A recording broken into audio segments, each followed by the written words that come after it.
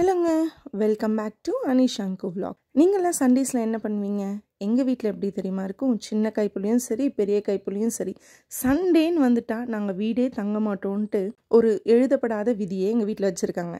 காலையிலே ஆரம்பிச்சிருவாங்க சுப்ரபாதம் மாதிரி, கிளம்பு கிளம்புன்னு சொல்லிட்டு. ஆனால் நான் என்னமோ சொன்னேங்க, இப்போல்லாம் அப்படி கிடையாதுப்பா, நான் ஒரு யூடியூபர், எனக்கு கண்டென்ட்ஸ் க்ரியேட் பண்ணணும், நான் ரொம்ப பிஸி அப்படின்னு சொல்லிட்டு அதை பெருசாகவே பொருட்படுத்தாமல், இன்றைக்கி ஒரு நாள் ஃபுல்லாக உனக்கு சமைக்கிறதுலேருந்து லீவு, இப்போ சொல்லு அப்படின்னாங்க. நான் அடுத்த நிமிஷமே பேக் எடுத்துகிட்டு கிளம்பிட்டேன்.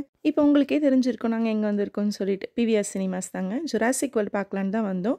பட் எங்கள் பாப்பாவுக்கு வந்து நாங்கள் அதை போட்டு காமிச்சோம், ட்ரெய்லர் மாத்திரம். அதை பார்த்ததுமே அவளுக்கு கொஞ்சம் பயமாக இருக்குன்னு சொல்லதுனால 3BHK மூவி தாங்க போனோம். டிக்கெட் புக் பண்ணிவிட்டு கொஞ்சம் டைம் இருந்ததுனால கொஞ்ச நாள் அப்படி இப்படி விளையாடிட்டு அதுக்கப்புறமா தான் உள்ளே போனோம். இப்போ வந்து எல்லோரும் மூவிக்கு போகும்போது பாருங்கள், நான் எங்கள் ஃப்ளாஸ்கில் வந்து பாப்கார்ன் எடுத்துகிட்டு போகிறேன், ஜூஸ் எடுத்துகிட்டு போகிறேன் அப்படின்னு சொல்லிட்டு ஃபுல்லாக வைரல் ஆக்கிட்டாங்கல்ல. இப்போ தண்ணி பாட்டில் எடுத்துகிட்டு போனால் கூட தண்ணி தான் எடுத்துகிட்டு போயிருக்குமா அப்படின்னு சொல்லிட்டு ஓப்பன் பண்ணி காமிச்சிட்டு தான் உள்ளே விடுறாங்க.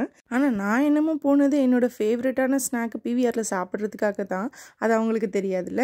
நம்மலாம் கிட்ஸாக இருக்கும்போது மூவி பார்க்குறதுன்றதே ஒரு பெரிய விஷயமா இருக்கும்ல. அதுக்கு எவ்வளோ அடம் பிடிக்கணும், எவ்வளோ தூரம் கெஞ்சணும், அப்படிலாம் கேட்டு தான் போவோம். பட் அப்படி இப்போல்லாம் அப்படி கிடையாதுல்ல. வாரம் வாரம் மூவி பார்க்க போகிறோம், எவ்வளோ மூவிஸ் பார்த்துட்டே இருக்கோம், வந்துகிட்டே இருக்குது. பட் என்னதான் இருந்தாலும் அந்த மாதிரி கேட்டு கேட்டு ஒரு விஷயத்தையுமே நம்ம சாதிச்சுக்கும் போது அதனுடைய ஹாப்பினஸுமே அது வேறு லெவலாக தான் இருந்ததுன்னு நான் நினைக்கிறேன். உங்களுக்கு எப்படிங்க? உங்களுக்கு மூவிஸ் பார்க்க பிடிக்குமா? பார்க்க பிடிக்கும்னா நீங்கள் கடைசியாக பார்த்த மூவி எது? அதில் உங்களோட ஃபேவரட் எது? இந்த மூவி வர்த்துப்பா வாட்சிங் அப்படின்னு சொல்கிற மாதிரி மூவிஸ் ஏதாச்சும் இருந்தால் என்னோட ஷேர் பண்ணிக்கோங்க.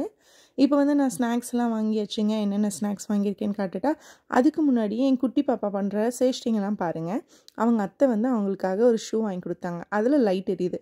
அது ஃபுல்லாக ரவுண்ட் அடித்து அது லைட் எரியுதுன்றது அங்கேருந்து எல்லாருக்குமே காமிச்சிட்டா எல்லாரும் அவள் பண்ணுற சேஷ்டியை தான் பார்த்துட்டு இருந்தாங்க.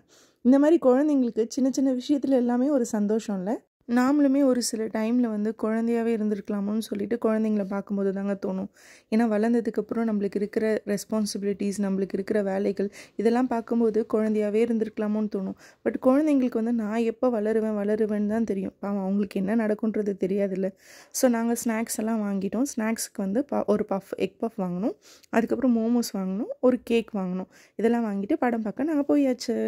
மூவி ரொம்ப நல்லா இருந்துச்சுங்க. என்னென்னா கொஞ்சம் ஸ்லோவாக போகிற மாதிரி இருந்துச்சு. நடிச்சிருந்த எல்லாருமே ரொம்ப நல்லா நடிச்சிருந்தாங்க. இந்த மெயின் ஸ்டோரி என்னென்னா, இதில் வந்து அந்த 3BHKன்றது தாங்க. அவங்களுக்கு வந்து ஒரு சொந்த வீடு வாங்கணும், அந்த கனவு தான். பேரண்ட்ஸ்க்கு ஒரு ரூமு, அண்ணாக்கு ஒரு ரூமு, தங்கச்சிக்கு ஒரு ரூமு. இதை பேஸ் பண்ணி தான் இது எப்படி வாங்கினாங்க, ஒரு மிடில் கிளாஸ் ஃபேமிலி எப்படிலாம் சேவிங்ஸ் பண்ணுறாங்க, என்னென்னலாம் கஷ்டப்பட்டு இந்த வீட்டை வாங்குறாங்க அப்படின்றது தாங்க இது மெயின் ஸ்டோரியே. ஸ்டோரி நல்லா தாங்க இருந்தது, கொஞ்சம் ஸ்லோவாக இருந்தது, அவ்வளோதான். மூவி ஸ்டார்ட் ஆகிறதுக்குள்ளேயே நாங்கள் ஸ்நாக்ஸ் சாப்பிட ஆரம்பிச்சிட்டோங்க. அதுக்குள்ளே பிரேக்கும் வந்துருச்சு. சரத்குமாரையும் தேவயானையும் பார்த்தோன்னே என்னோடய சின்ன வயசு ஞாபகம்லாம் வந்துருச்சுங்க. சூரிய வம்சம்லாம் எவ்வளோ நல்லா நடிச்சிருந்தாங்க அப்போல்லாம். அதே மாதிரி தான் இதுலேயும் நடிச்சிருக்காங்க. பட் கான்செப்ட் இது எமோஷன்ஸ் ரெண்டுமே வேறு. அதில் என்னென்னா சூரிய வம்சமில் ஒரே பாட்டில் அவங்க கிடுகிடுன்னு பணக்காராயிட்டாங்க. பட் இதில் ரொம்ப கஷ்டப்பட்டு படம் ஃபுல்லாக உழைச்சி கடைசியில் தாங்க அவங்க வீடே வாங்க முடிஞ்சுது. அந்த ஒரு டிஃப்ரென்ஸ் தாங்க எனக்கு தெரிஞ்சது. அதுக்கப்புறம் சித்தார்த் பற்றி சொல்லியே ஆகணுங்க. எப்படி தான் தெரியாது, சித்தார்த்தும் சரி தனுஷும் சரி ஒரு லைட்டாக அந்த தாடி எடுத்துகிட்டு மீசை எடுத்துகிட்டு ஒரு ஸ்கூல் யூனிஃபார்ம் போட்டால் போதுங்க, அவங்க அவ்வளோதான் ஸ்கூல் பசங்க மாதிரி மாறிடுறாங்க. அப்படியே ஒரு தாடி வச்சுட்டு ஒரு லைட்டாக ஒரு மீசை வச்ச உடனே காலேஜ் பசங்க ஆயிடுறாங்க. நல்ல தாடி வளர்த்துட்டு நல்ல மீசை வச்ச உடனே பெரிய ஆள் ஆயிடுறாங்க. ஒரே படத்துலேயே அவ்வளோ டிஃப்ரென்ஸ் அவங்களால மட்டும் தாங்க காமிக்க முடியுது. திரும்ப பிரேக்லேயும் போயிட்டு ஒரு பானிபூரி வாங்கிட்டு நாங்கள் எல்லாருமே ஷேர் பண்ணி சாப்பிட்டுட்டோங்க. மூவி பார்த்துட்டு வெளியே வந்தோடனே குழந்தைய வீட்டுக்கு கூட்டிகிட்டு போகலான்னா அவள் என்னமோ ஹாஸ்டலுக்கு கூட்டிகிட்டு போகிற மாதிரி அந்த அழறா. சரி கொஞ்ச நேரம் விளையாட வச்சு கூட்டிகிட்டு போகலான்னு சொல்லிட்டு மால்லேயும் கொஞ்ச நேரம் விளையாட வச்சுட்டு வீட்டுக்கு தேவையான கொஞ்சம் க்ராசரிஸ் எல்லாமே கொஞ்சம் ஷாப் பண்ண வேண்டியது இருந்துச்சு. அது எல்லாமும் வாங்கிட்டு அங்கே மாலில் வந்து அழகாக பைக்ஸ் எல்லாம் டிஸ்ப்ளே பண்ணியிருந்தாங்க. அதையுமே கொஞ்ச நேரம் பார்த்துட்டு நாங்கள் வீட்டுக்கு கிளம்பிட்டோங்க. கொஞ்சம் மிச்சம் இருந்த ஹோம்ஒர்க்ஸ் எல்லாமே அவ்வளோ எழுத வச்சுட்டு டின்னர் ரெடி பண்ணிவிட்டு சாப்பிட்டுட்டு இப்படி தாங்க எங்கள் சண்டேஸ் போச்சு. உங்கள் சண்டேஸ்லாம் எப்படி போச்சு? நீங்கள் என்னென்னலாம் பண்ணுவீங்க? உங்கள் பசங்களுமே இப்படிலாம் அடம் பிடிப்பாங்களா? நீங்கள் எப்படி சமாளிப்பீங்க? ஏதாச்சும் டிப்ஸ் இருந்தால் எனக்கும் சொல்லுங்கள். என்னோடய வீடியோஸ் பிடிச்சிருந்தா கண்டிப்பாக சப்போர்ட் பண்ணுங்கள், லைக் பண்ணிக்கோங்க, சப்ஸ்கிரைப் பண்ணிக்கோங்க. தேங்க்ஸ் ஃபார் வாட்சிங்.